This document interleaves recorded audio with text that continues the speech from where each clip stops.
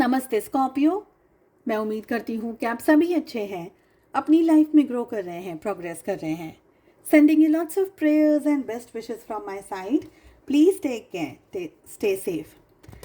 2025 कैसा रहेगा आपकी लव लाइफ के लिए, आपके रोमांस के लिए? चाहे आप किसी के साथ में कमिटेड रिलेशनशिप में हैं, चाहे आप किसी को लाइक करते हैं, पसंद करते हैं, आपके कोई क्रश है, आपके कोई लव इंटरेस्ट है, आप सभी लोग इस रीडिंग को फॉलो कर सकते हैं। साथ ही बेल आइकन को अभी से हिट कर दीजिए और चैनल को सब्सक्राइब कर लीजिए अगर अब तक आपने नहीं किया है, क्योंकि आने वाले दिनों में मैं आप लोगों के लिए इम्पोर्टेंट रीडिंग्स लेकर के आ रही हूँ, जहाँ पर 2025 आपकी हेल्थ, वेल्थ, फाइनेंसेस के लिए कैसा रहेगा एंड मच मोर। यहाँ पर इस रीडिंग में हम चेक करने वाले हैं आपके पर्सन, आपके पार्टनर आपके लिए कोई एक्शंस ले रहे हैं, नहीं ले रहे हैं। 2025 क्या रहेगा आप लोगों के रिलेशनशिप के लिए। साथ ही लेने वाले हैं डिवाइन गाइडेंस और आप लोगों के लिए स्पेशल मैसेजेस को भी मैं लेने वाली हूँ। ज़ोडिएक साइंस की अगर हम बात करें तो हमारे पास में यहाँ पर जो सबसे इम्पोर्टेंट साइन आ रही है वो आ रही है कैंसर, स्कॉर्पियो, पाइसेस, कर्क, वृश्चिक और मीन राशि की एनर्जी। इसके बाद में हमारे पास में आ रहा है एरीज, लो, सैजिटेरियस, मेष, सी और धनु राशि। 2025 क्या लेकर आ रहा है आपके रिश्तों के लिए। तो पहले अगर एक महीने की मैं बात करूं, सबसे पहले, क्योंकि फर्स्ट मंथ की एनर्जी मुझे सबसे ज़्यादा आ रही है, हो सकता है कुछ लोगों के लिए ये फर्स्ट 3 मंथ्स हो। तो फर्स्ट मंथ की जो एनर्जी मुझे आ रही है वो ये आ रही है कि आप लोगों के रिलेशनशिप में किसी न किसी तरीके का जॉय रहेगा, इन्जॉयमेंट रहेगा। कुछ अच्छा आप कर रहे हैं, हो सकता है कोई फंक्शन आप अटेंड कर रहे हैं, मैरिज हो सकती है, सेलिब्रेशंस हो सकते हैं। किसी न किसी तरीके से कुछ लोगों के लिए ये एक हैप्पी और पॉजिटिव एनर्जी लेकर के आ रहा है। कुछ लोगों के लिए यहाँ पर मुझे ये लग रहा है कि आपके और आपके रिलेशनशिप में थर्ड पार्टी का जो इन्फ्लुएंस है वो बहुत स्ट्रांग रहने वाला है। हो सकता है कि आप न्यूली मैरिड हैं या आप अभी अभी रिलेशनशिप में आए हैं, पर आपकी हैप्पीनेस के अंदर या आपकी मैरिज के अंदर या आपके जो रिलेशनशिप के अंदर है उसमें थर्ड फैक्टर बहुत इन्वॉल्व है। जैसे कि पेरेंट्स हो गए, समाज हो गया, सोसाइटी हो गई, पैसा हो गया या करियर हो गया, या साथ में फिर भी रहना चाहते हैं लेकिन सर्कमस्टांसेस सपोर्ट नहीं कर रहे हैं। तो कोई एक ऐसी चीज़ मुझे बहुत स्ट्रांगली आप लोगों के बीच में दिख रही है। कुछ लोगों के लिए मैरिज पॉसिबल है इस साल 2025 में। आप जिसके लिए भी इस रीडिंग को देख रहे हैं, आपकी उनसे मैरिज पॉसिबल है, पर ये सिर्फ 1% लोगों के लिए ही आ रहा है। बहुत सारे लोगों के लिए रीडिंग में मुझे ये लग रहा है कि आप किसी के साथ में कमिटेड रिलेशनशिप में बन रहे हैं या बंधने वाले हैं, पर वो पर्सन या आप दोनों में से कोई और एक पर्सन किसी अनदर पर्सन के साथ में, किसी दूसरे पर्सन के साथ में कमिटेड रिलेशनशिप में या मैरिज में है, पर फिर भी आप दोनों एक दूसरे के साथ में इन्वॉल्व हैं। ओके, तो मैरिज हो गई हो पॉसिबली, बच्चे हो पॉसिबली, ऐसा भी हो सकता है। सेकेंड सिचुएशन, थर्ड सिचुएशन, आप अपने स्पाउस के लिए इस रीडिंग को देख रहे हैं। अगर बात करी जाए फर्स्ट 3 मंथ्स की, तो यहाँ पर मुझे ये लग रहा है कि बहुत बहुत सुपर एक्टिव रहने वाले हैं फर्स्ट 3 मंथ्स, जहाँ पर प्यार है, मोहब्बत है, लेकिन इंतज़ार सबसे ज़्यादा है। रिलेशनशिप में हो सकता है टाइम स्पेंड करना चाहते हैं पर उतना नहीं कर पा रहे हैं। कोई ना कोई इन्वॉल्वमेंट या ऐसा कुछ ना कुछ बना हुआ है जो कि आपके रिलेशनशिप को कंप्लीट नहीं होने देता है। यानी अगर आप सोचते हैं कि मैं आधा घंटा टाइम स्पेंड कर लूँ अपने पार्टनर के साथ में, या वो ऐसा सोच ले कि मैं आधा घंटा टाइम स्पेंड कर लूँ, तो कोई फ़ोन आ जाएगा, कोई मीटिंग आ जाएगी, किसी ने अर्जेंटली बुला लिया, मम्मी आ गई, पापा आ गए, स्पाउस मतलब इन लॉज आ गए, कुछ ना कुछ ऐसा इंटरफियरेंस वाला एनर्जी यहाँ पर मुझे दिख रही है। कुछ लोगों के लिए 1% ऑफ द पीपल, आप अपनी लाइफ में इन द ईयर 2025 में एक बेबी को एक्सपेक्ट कर सकते हैं। ओके, मुझे लग रहा है कि रिलेशनशिप बहुत ही इमोशनल टर्बुलेंस के साथ में रहने वाला है स्टार्टिंग के 6 मंथ्स, जहाँ पर मुझे लग रहा है कि रिलेशनशिप में प्यार है, मोहब्बत है, थोड़ी बहुत इमेच्योरिटी है, थोड़ा सा बहुत मेच्योर डिसीजंस हैं, हाईली एक दूसरे के साथ में बातें करना, डीप टॉक्स जिसको बोलते हैं, बहुत सारी सीक्रेट्स शेयर करना, बहुत सारे दिल की सीक्रेट्स यानी दिल की बातें जो शायद किसी और से शेयर नहीं कर पाते। तो हम जैसे नए नए रिलेशनशिप में आते हैं तो हम कैसे अपनी बातें अपने आप को समझाते हैं सामने वाले पर्सन को कि मुझे ये पसंद है, मुझे ऐसा पसंद है, मुझे ये करना है, मुझे वो करना है। तो वो डीप बातें आप बहुत एक दूसरे के साथ करते रहने वाले हैं। हाईली इमोशंस में बहने वाले हैं पहले 6 महीने।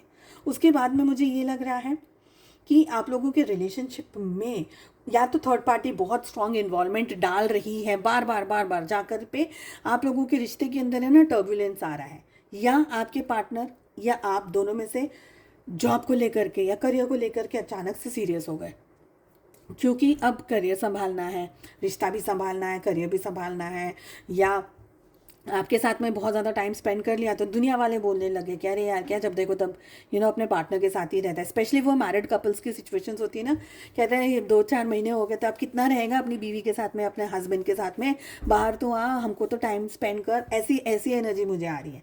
तो रोका टोकी वाला यहाँ पर दिख रहा है। आपके पार्टनर अचानक से डिस्टेंस में जा रहे हैं, ज़बरदस्ती जा रहे हैं, मजबूरी में जा रहे हैं, पर जैसे भी है जा रहे हैं। ओके, और towards the end of the year ये सिचुएशन बिल्कुल ही चेंज हो रही है। हो सकता है कि क्योंकि यहाँ पर ट्रैवलिंग की बार बार एनर्जी आ रही है towards the end of the year, यानी 6 महीने के बाद। 6 महीने के बाद मैं आपको सेफली कह रही हूँ, मैं सेफ रहने के लिए कह रही हूँ। बाकी ये अगस्त की एनर्जी मुझे ज़्यादा दिख रही है, अगस्त से दिसंबर तक। तो मुझे ये फील हो रहा है यहाँ पर कि कम्युनिकेशंस तो अच्छे रहेंगे। हो सकता है आपके पार्टनर को जॉब के या करियर के लिए या कोई और सिचुएशन के लिए आपसे दूर जाना पड़े, ठीक है, इसीलिए कह रही हूँ कि मजबूरी में भी हो सकता है, वो जानबूझ के भी हो सकता है, कोई ऑप्शन नहीं है, अब क्या करेंगे, जॉब या किसी दूसरी सिटी शहर में लग गई तो भी जा रहे हैं ऐसे, ठीक है। तो ये एनर्जी दिख रही है। और कुछ लोगों के लिए यहाँ पर towards the end of the year 2025 अगस्त के बाद का जो पीरियड है, आप लोगों के रिलेशनशिप में टर्बुलेंस लेकर के आ रहा है। ये टर्बुलेंस में ऐसा हो सकता है कि आपके पार्टनर और आपके बीच में थर्ड पार्टी ने कुछ बहुत सारे इश्यूज क्रिएट कर दिए, हम कह सकते हैं कि मिसअंडरस्टैंडिंग्स क्रिएट कर दी हैं, आप लोगों के बीच के कम्युनिकेशंस को बहुत ख़राब कर दिया है, आपके पार्टनर को गलत एक्टिविटीज़ में डाल दिया है, आपके पार्टनर को आपसे दूर करने की पूरी कोशिश करी जा रही हो आफ्टर 6 मंथ्स, ये दिख रहा है।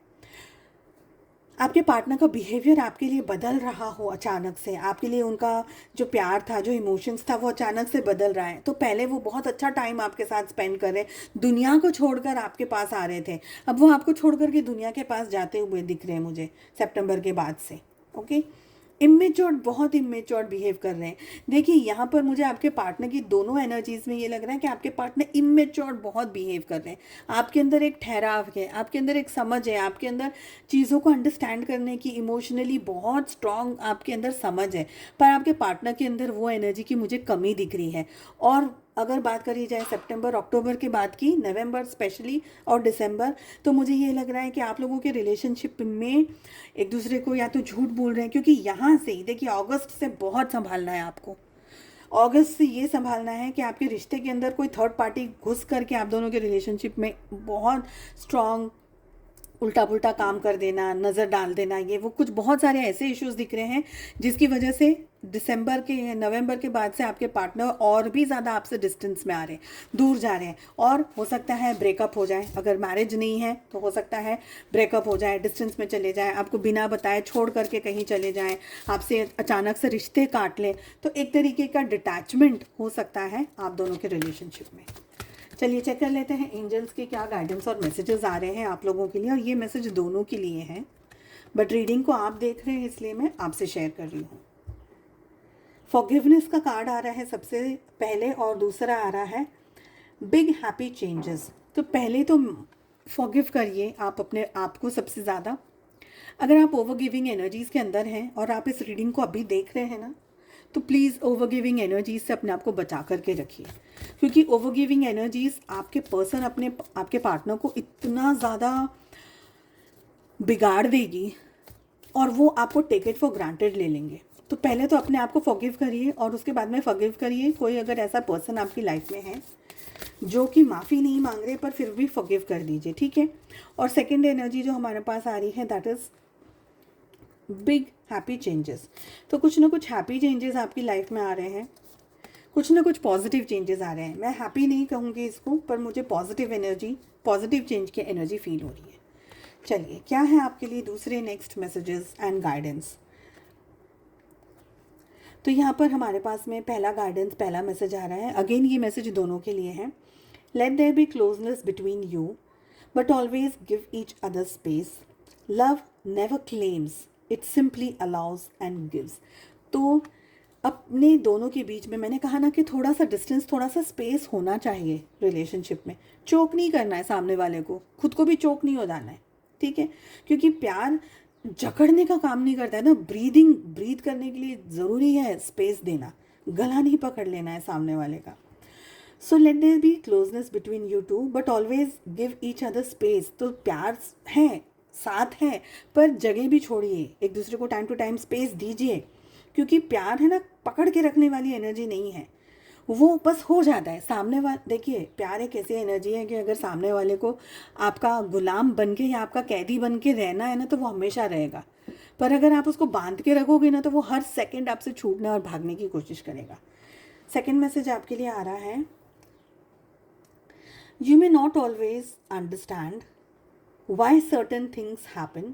However, there is always a higher purpose to the events in your life. Through turmoil, a blessing will soon be revealed. Oh my God.